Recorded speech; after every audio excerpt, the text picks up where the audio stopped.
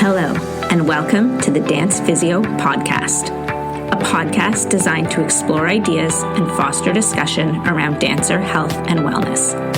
We're here to challenge the status quo, bridge the gap between dance science and the studio, and help change the landscape of the dance industry for the better. I'm your host, Erika Mayall, a dancer turned physiotherapist who is deeply passionate about leaving the dance world better than I found it. I'm so glad you're here. Let's get started. Hello, everyone, and welcome back to another episode of the Dance Physio Podcast. I am your host, Erika Mayall. Before we dive into today's podcast episode, just a quick reminder to go like, subscribe, share, comment on the podcast. It really helps other people to be able to find podcast content just like this that they will also want to be listening to. So without further ado, I'm going to dive into today's podcast topic, and we're going to chat about sort of some of my reactions to the recent announcement that was made about a month or so ago by the Royal Ballet School. And for those of you who maybe haven't heard about the announcement or don't really know what I'm talking about, essentially, the Royal Ballet School has announced that starting in 2026, they are no longer going to be offering their full-time vocational training program to dancers in year 7. And then in 2027, so the year following, they will no longer be offering it to dancers in year 8. And so essentially what they are doing is they are moving away from a model of full-time vocational training programs. So these are the programs where the dancers are in like residential programs, so boarding school essentially. They are moving away from that programming for their year 7 and year 8 students. For those of us in North America who don't use the same kind of terminology for grades and things like that, year 7 translates to 11 and 12-year-olds essentially, and then year 8 would be 12 to 13-year-olds. So effectively what they are saying is they are delaying the entry to full-time vocational training until approximately 14 years old, so what will be year 9 for dancers moving forward. And I think this is a super important announcement for a bunch of reasons that we're going to get into in a second. But I wanted to do a podcast episode about it because interestingly, when they first made this announcement, they of course posted it on social media, and I reshared that post, and I think I, kind of added a comment of, this is great news or something. I can't even remember what I added to my story. And interestingly got a lot of comments back, people DMing me with questions about it, and also a lot of people with concerns. And most of the people, I will say, of, the people who I actually know personally, who I'm DMing with, most of the people who had some concerns about the program were actually dance parents.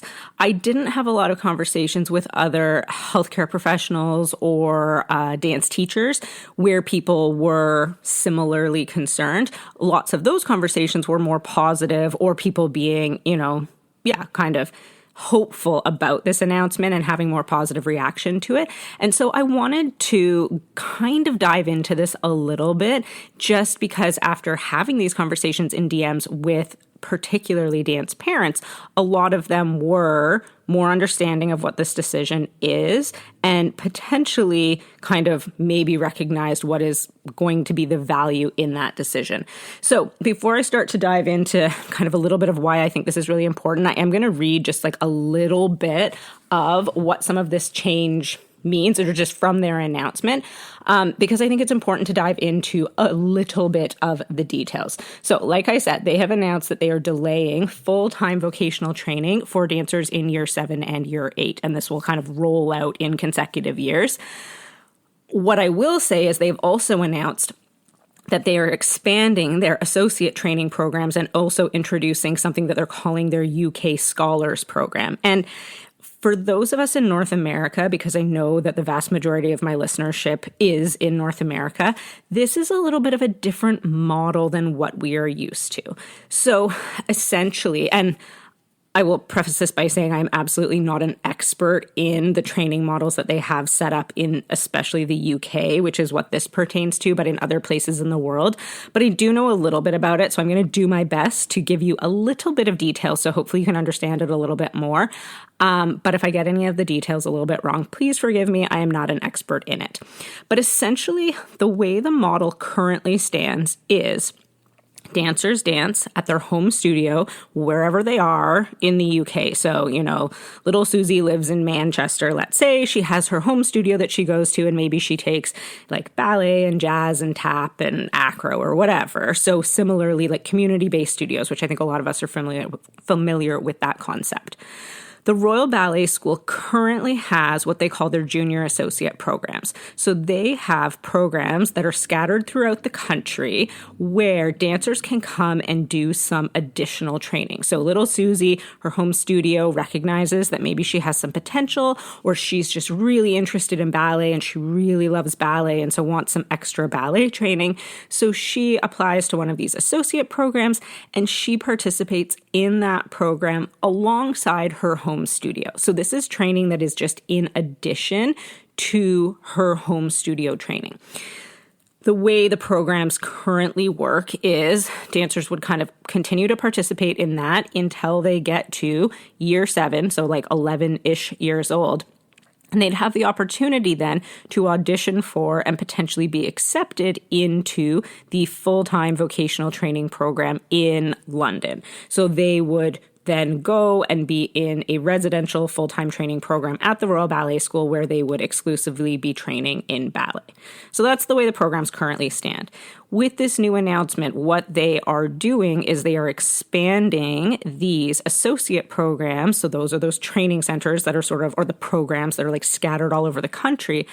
They are expanding those into year 7 and year 8. So they're going to have additional opportunities for older dancers, so 11, 12, 13-year-olds, to continue to train at their home studios and continue to participate in these regional associate programs without needing to move to, travel to, be in a residential dance or specifically ballet program.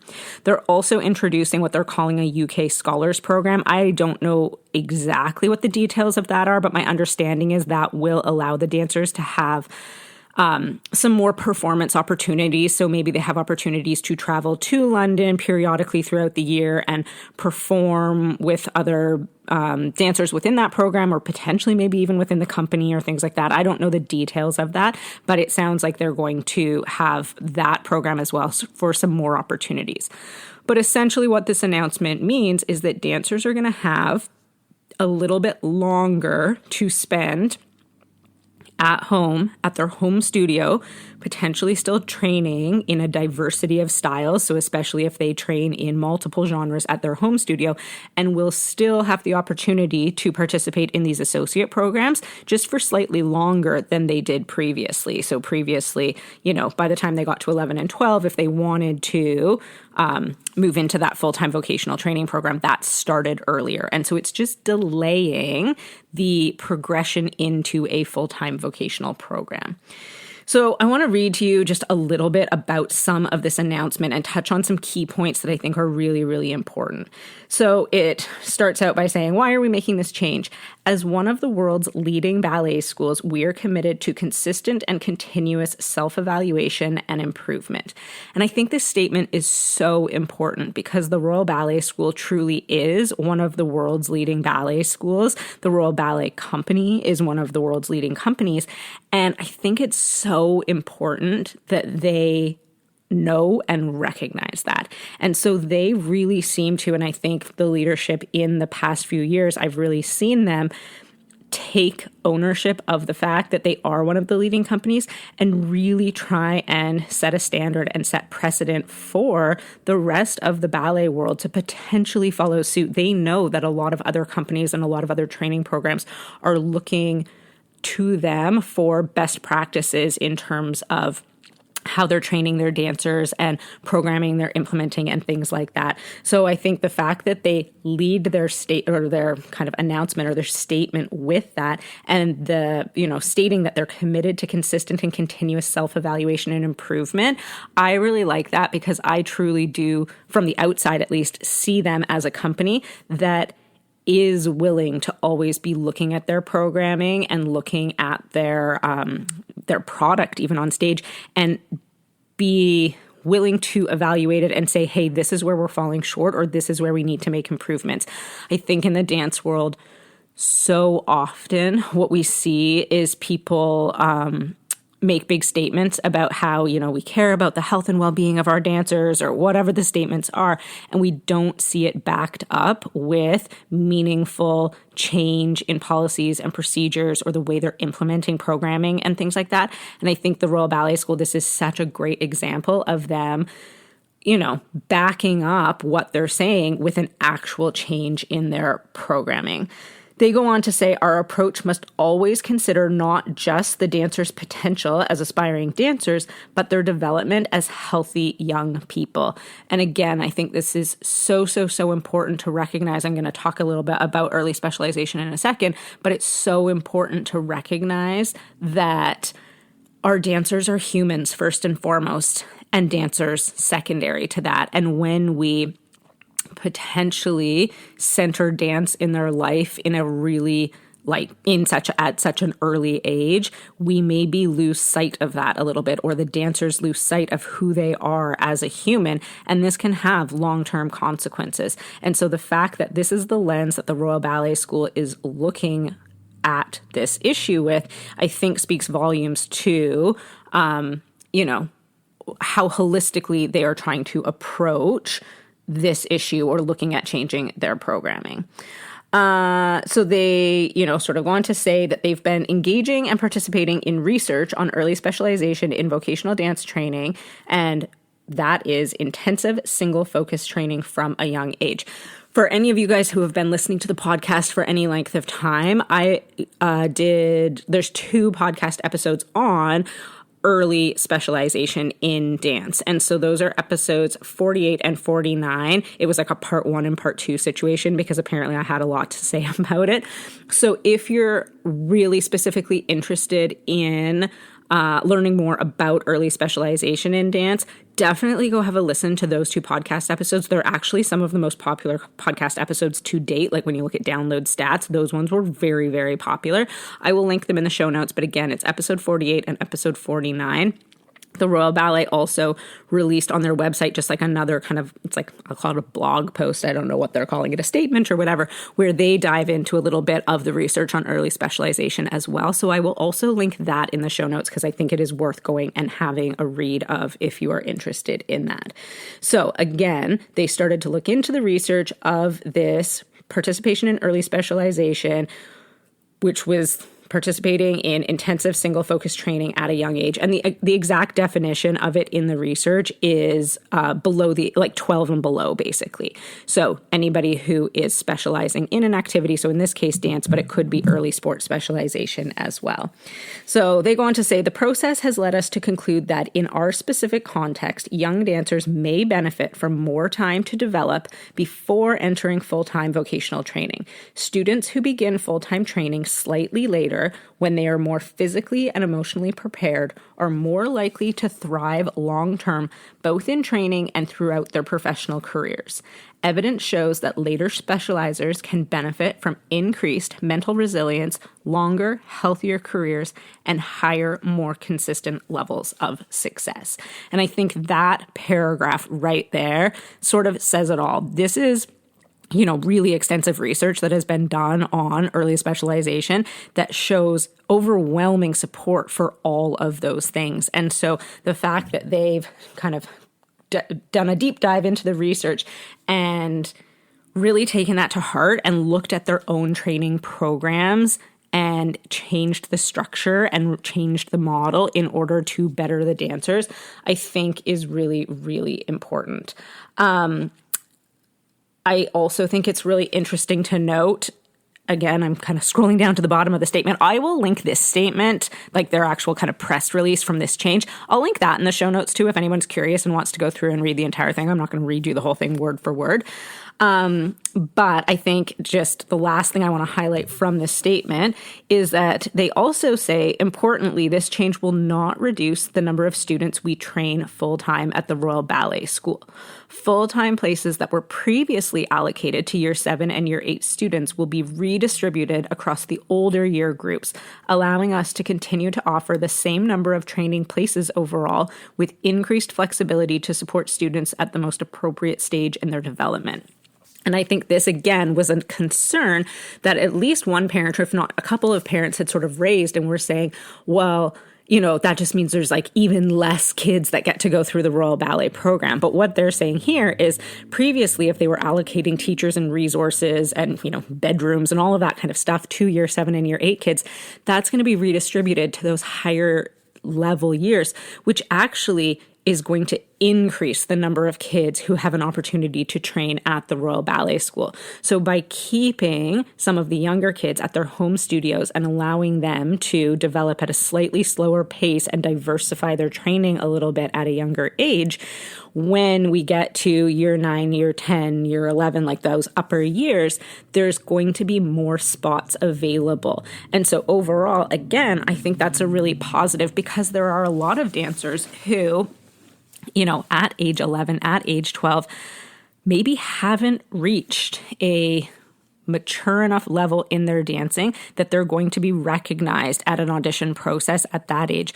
But if we allow them to continue to mature and develop and progress in their training, often by age 13, 14, 15, we see a lot of these kids really blossom. And so allowing those kids to have more of an opportunity a couple of years later, I think is generally going to be very, very positive for these dancers to be able to have access to some of this really elite level training programs. So, like I said, I want to dive into why I think this is important. I've obviously touched on a few of the reasons why I think this is important, but I think the number one reason is just the fact that they are recognizing that they are a world leader, and that I think that this is going to be a bit of a wake-up call, or I hope that this is going to be a bit of a wake-up call for a lot of the rest of the dance world. And I am under no illusions that this is going to have, immediate change and we're going to see this huge drastic change in the dance industry like overnight or anything like that. But I do think we will start to see a trickle-down effect. So I think we'll start to first see other vocational ballet training programs start to follow a similar model where they may delay entry into those programs until dancers are slightly older, slightly more mature, are more physically and more psychologically ready to pursue full-time training. And in turn, my hope is that we will also see that start to trickle down into the more sort of like competitive dance scene. So not necessarily dancers who want to go into vocational training programs, but just dancers in other full-time training programs, whether it be more competitive dance or commercial dance or whatever other spaces they are in. I think when we see, dancers at the top level being successful and having really healthy long-term careers, we may start to see shifts in the dance world in other facets of it that are starting to create this meaningful change as well.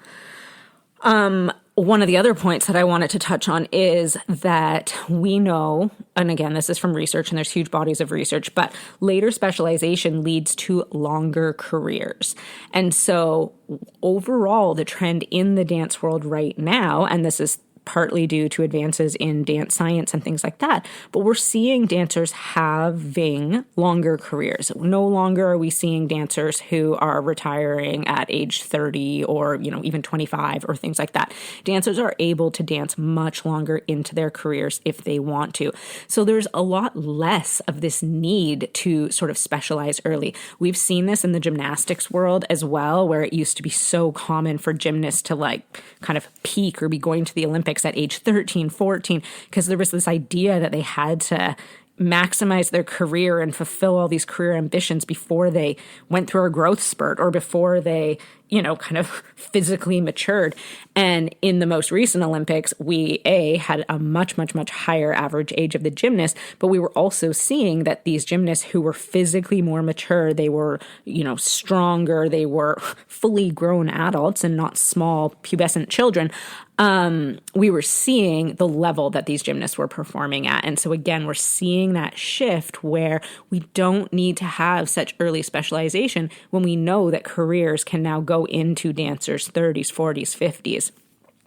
Interestingly, what we are seeing right now, I think, and this is just anecdotal, I have no idea if there's any research or evidence to back this up, but a lot of the dancers who are dancing late into their careers right now, so dancers that are, let's call them in their 40s or mid 40s, so sort of late career dancers, most of them would not have specialized super early in their career. That did not necessarily exist, at least to the same extent that it does now, 40, 35 years ago.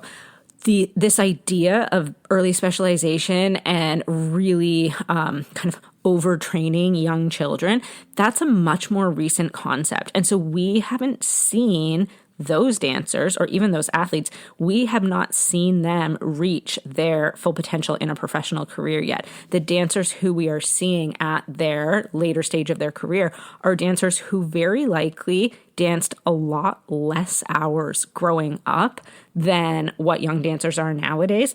And chances are they probably also didn't specialize as early. So again, some of the ballet dancers, a lot of them probably did other styles of dance growing up and maybe only started specializing in ballet in their later teen years or things like that. So just kind of anecdotally, I think it's interesting because we are seeing these dancers dancing later into their careers, but I don't think we've seen the effect of some of this trend toward really early specialization and really early overloading of dancers in terms of training hours and stuff yet. And then the other reason that I think that this is such an important statement, and the fact that they touched on this in their release and in this statement, is that I think they're really highlighting the fact that even though they are in the business of developing dancers and developing ballet dancers specifically, they are also concerned about or prioritizing developing humans, developing healthy humans who have a well-rounded, balanced life with other interests, have the ability to spend time with family and friends and things like that. And I think we, again, from the research, and if you want to kind of hear about some of those, like the stats and the research studies and stuff, go back and listen to the early specializations podcast episodes, episode 48 and 49, because I dive way more into the research in those episodes.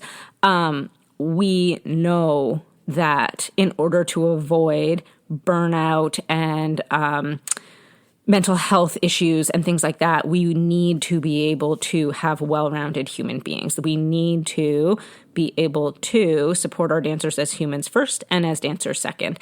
And so the fact that they, even though they are in the business of producing dancers, that they are recognizing that that needs to be their main priority, I think is a really powerful statement to the dance world. So I hope that that's given you a little bit of clarity on the decision that they have made and maybe a little bit of background about why they made this decision. Again, I am 100% fully in support of this decision, especially given that I think they have the infrastructure set up, at least from what I understand. And again, I am not in the UK, and so sometimes things on paper look really great, and then in practice, maybe they are not as ideal as they appear to be. But this idea of having this infrastructure set up where they have these sort of regional training centers where they can run these associate programs so that dancers are still getting exposed to that teaching methodology, that curriculum development. They're getting that little bit of extra enhanced ballet training if that's an area that the dancer is interested in.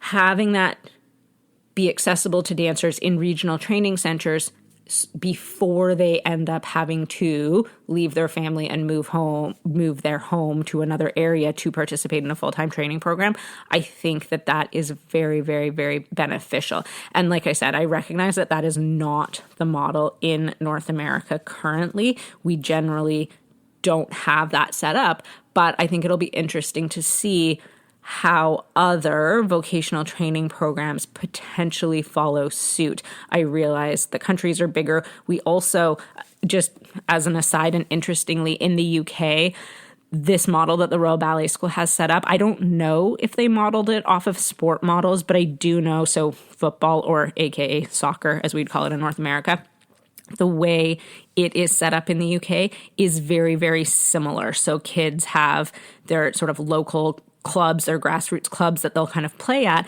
and then kids with potentially more interest in the sport or more talent in the sport might be identified to go play at what they call these regional centers of excellence. And so again, they're scattered all over the country, so kids are still having to travel a bit further to go to them, but it would be within their home area. So maybe they have to travel an hour to get to these regional centers of excellence, but that's within reason. They're not having to travel all the way to London or whatever.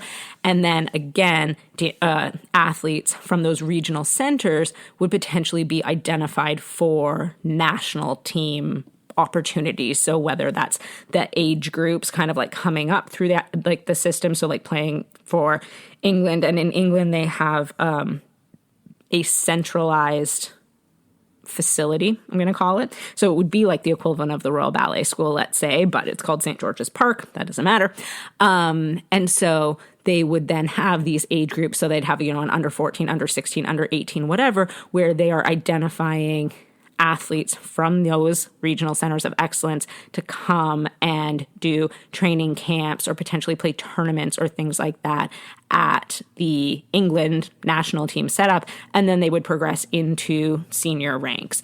So the way the Royal Ballet School is modeling their programs is very, very similar to at least the football structure in the UK. I don't know if other sports have the same structure, like rugby and things like that. I'm not sure.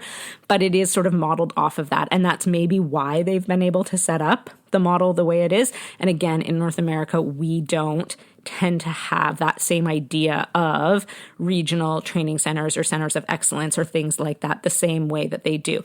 But like I said, hopefully it's food for thought for some of these other, especially vocational training programs, to try and think, okay, maybe we want to reevaluate when we're bringing students into full-time training and how we're doing that, and potentially how much community outreach we're doing, because maybe there is an opportunity for them to be doing more in terms of engaging with and supporting dancers in their own home communities before requiring them to move away from home to participate in these full-time training programs.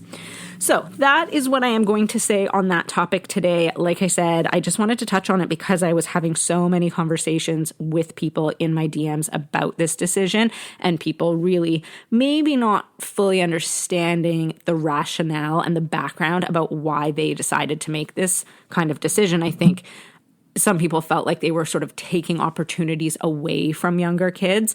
And really, that's not the intention behind it. The intention is to actually support these kids for longer so that they are more mature, they are more developed physically, but also psychologically, and more ready to be able to enter a full-time, very demanding, rigorous training program.